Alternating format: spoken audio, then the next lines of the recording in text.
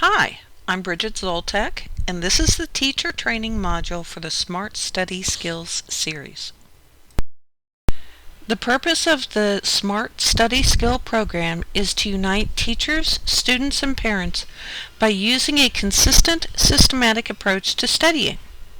It is to clearly define the responsibilities of the teacher, the student, and the parents. It is to enable students to independently assess their learning style, find solutions to studying problems, develop a smart study plan for both chapter test and semester exams. It is also to provide teachers with a flexible support tool that can be used in any subject with a minimum of training and fuss. The basic process of the Smart Study Skills program begins with the personalized learning profile. That helps develop the SMART study plan for chapter test, which in turn develops the SMART study plan for semester exams. Now it's time to fill out the personalized learning profile, which can be found on page 1. It is on page 1 to help you, the teacher, communicate with your student and know them more in depth. You can easily access the information and use it for a participation grade, a notebook check, or a parent conference. The student begins the process with filling in their name and grade. Then they need to turn to page 23 and find the learning inventory. They need to take the learning inventory and write the results, which is their learning style, in the third line down. They need to look up their specific learning strategy based on this learning style on pages 31 through 33. They can then pick their top 3 favorite strategies and write them in the appropriate spaces. It's important that they pick 3 because all assignments cannot use the same strategies. Then they need to turn to page 25 and take the dominance and social inventory. This tells which side of the brain they prefer to learn with, their dominance, and if they prefer to study in a group or individual setting, their social preferences. This can also help you when you have class group assignments.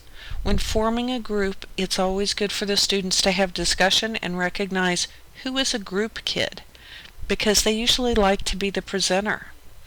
Who is the creative, right brain person in the group, because they like to make posters and PowerPoints. Who likes to work alone? They're the individual kid. They're probably left-brained because they are often organized and enjoy doing research, but usually they don't like to present. Every group should be balanced to work efficiently and for the grades to be distributed evenly. By the way, a student who prefers working as an individual may have trouble coming to you for help, or they may be afraid that others will mock their suggestions or questions. They are typically shy by nature and often do not like public recognition or interaction. Please be gentle when trying to communicate with them. Although they're shy, if you connect with them individually, they will never forget that you took the time to get to know them, and they will jump through hoops of fire for you. Next, they need to read Creating Your Personal Learning Profile on pages 29 through 30. This will walk them through the steps of filling out the personalized learning profile if they forget or get lost. Then they turn to page 34 and pick the top 2 study interferences from the list. These need to be interferences they recognize. Have them write the number as well as a word or 2 or a descriptive phrase down. Then they need to turn to the next page, page 35 through 38, and find the correlating solutions for the problems that they just identified. If you take a look at the personalized learning profile on page 1, you'll notice a few things. It is on page 1 in the book to help you, the teacher, communicate with your student and know them more in depth. You can easily access the information and use it later for a participation grade, a notebook check grade, or use it in a parent conference. The student will begin the process with filling in their name and grade. Then they need to turn to page 23 and find the learning inventory. Have the student take the learning inventory and write their results, which becomes their learning style, in the third line down. Look up their specific learning strategy based on the learning style on pages 31 through 33. Have them pick their top 3 strategies and then write them in the appropriate space. It's important that they pick all 3 because assignments do not use the same strategies. They need to have options when the assignments differ. Then they need to turn to page 25 and take the dominance and social inventory. This will tell them what side of the brain they prefer to learn with, their dominance, and if they prefer to study in a group or individual setting, their social preference. This can also help you when you have group assignments. It's also good for the students to recognize who likes to be in a presenter, a group kid, who is the creative right brain person in the group, because they usually like to make posters and PowerPoints, and who likes to write or work alone, their individual style, and they're probably left-brained. Every group should be balanced to work efficiently for the grades to be distributed evenly. By the way, a student who prefers to work as an individual may have trouble coming to you for help, and they may be afraid that others will mock their questions. They are typically shy by nature and often do not like public recognition or interaction of any sort. Please be gentle when trying to communicate with them. Although they are shy, if you connect with them individually, they will never forget that you took the time to get to know them individually, and they'll probably jump through hoops of fire for you. Moving on, they'll then need to read Creating Your Personal Learning Profile on pages 29 through 30. This will walk them through the steps of filling the personalized learning profile out if they forget or if they get lost. Then they need to turn to page 34 and pick the top 2 study interferences from the list. These are interferences that they have heard or they experience, not ones put on them. Have them write the number down as well as the descriptive phrase down. After they've done that, they'll then go to pages 35 through 38 and find the correlating study solution for the problem that they themselves have already identified. The next facet of the Smart Study Skills program is the Smart Study Plan for Chapter Tests. The forms were on page 2 and 3 of the student manual, but there are more downloadable forms online that can either be accessed through the QR codes in the book or on the website. In order to have appropriate information to build their SMART study plan, students must first learn about goal setting. This is such an important chapter, and I cannot stress enough it should not be omitted. After they learn about SMART goals, they will then take the SMART study exercise found on page 47. They should also take advantage of exploring the over 50 memory skills found on pages 61 through 66. When they cover note-taking, you can either cover the whole chapter, but they must learn at least about study cards, and that's on page 77 through 78. Then they should learn about different test types and strategies to use for each type. This information can be found on pages 79 through 82. Now they're ready to make their own SMART study plan for a chapter test. Now we're on to forming a SMART study plan for semester exams. If the students have been using the SMART study plan for chapter test and evaluating their results, they should be used to correcting any mistakes on their old test and forming new strategies as they go along. They will need to read about semester exam prep on pages 83 through 85 and learn how to make a study calendar for semester exams. The calendars can be found on pages 4 and 6 in the front of the book. They are also downloadable through QR codes or off the website. In the weeks before the exam, be sure to check their calendars and their Smart Study Plan page for exams and make sure they have a written plan for their exams. You cannot make them use the time they've written down, but you can make sure they at least have enough time slotted.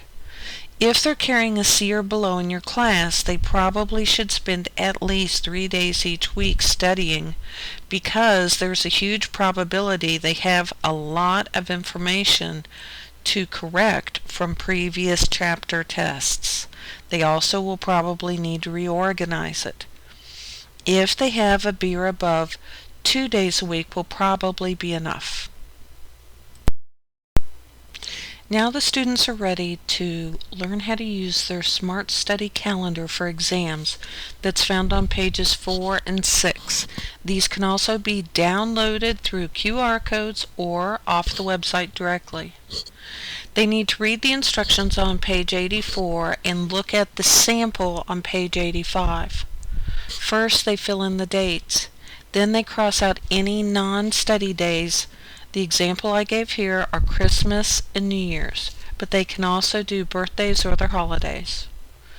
They can then highlight the exam week to give them a visual cue as to how far away they are from exams. They need to label the exams within exam week in bold. Then they need to code each subject throughout the month 2 to 3 times depending upon the grade they're currently carrying. This should give them enough of a plan to be much more successful and less stressed during exams. Now it's time to cover the chapter about SMART goals. This chapter is so important to cover. Do not skip it at any cost. It's my experience that students who cannot prepare well for tests have a serious problem setting success-oriented goals. They often tend to let everyone around them set the goals for them.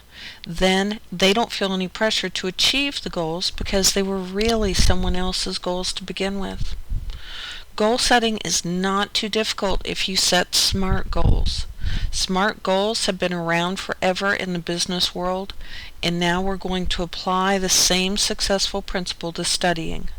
SMART stands for specific, measurable, achievable, realistic, and time-oriented. If you're unclear on this chapter, call me, email me, do whatever it takes to get a good understanding.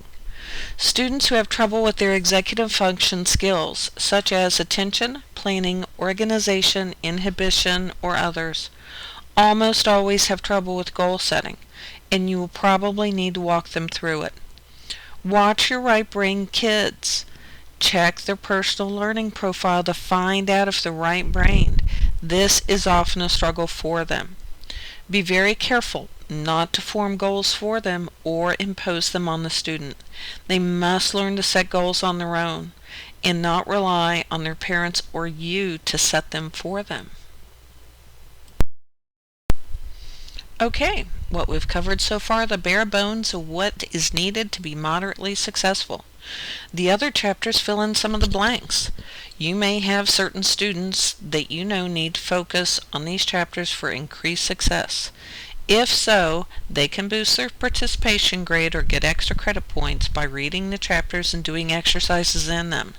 You can also have them practice chapter noting these chapters to make sure they've read them. Here are some hints about these chapters. Chapters 1, 2, and 3 lay the groundwork for who is responsible for their academic success. Chapter 7 is vital if there's a drama issue in your grade, in the dynamics of a group, or within a certain family. It covers what is good information versus what is gossip or garbage, and how to form appropriate support systems. Chapter 8 helps right brained and ADD/ADHD students rethink organization past carrying a binder that they shove crumpled papers into. Chapter 13 is there for your right brain students that prefer to see the big picture before jumping into implementing a plan. About a third of the population are good planners, but they need the big picture first. This chapter is also important for students who have had too much hand-holding and inappropriate involvement from the adults in their lives. They've never gone through the whole process before, and they need a map to begin. Here are a few suggestions for applications of the study skills by subject. In English, your students can use the parts about research notes, note cards specifically for vocabulary or perhaps literature, and the overview of writing. In science, history, and any elective class, they can use the chapters on memory, chapter noting, lecture noting, and study cards. In math, they can use memory, lecture notes, and study cards. There's an asterisk beside lecture notes because students who are not naturally good at math often cannot figure out how to take notes in it. They tend to just copy what you have on the board. They may need direct instruction. Their notes can be very informative to the teacher as they are an indicator of how well the student can reword the lesson and apply it. If they are only copying the exact information that you used, it may be time to investigate further for concept comprehension and application. Hi, we're at the end now.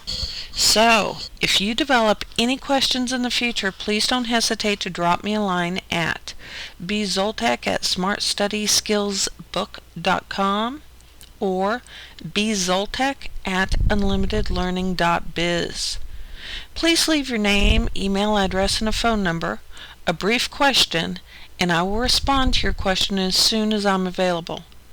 Thanks so much for using our Smart Study Skills series. I hope you enjoy it and the success it brings for your students.